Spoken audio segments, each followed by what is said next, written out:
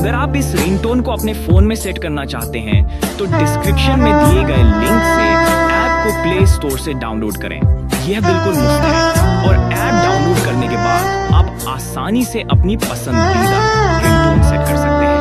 तो देर किस बात की, अभी लिंक पर क्लिक करें और अपनी मनपसंद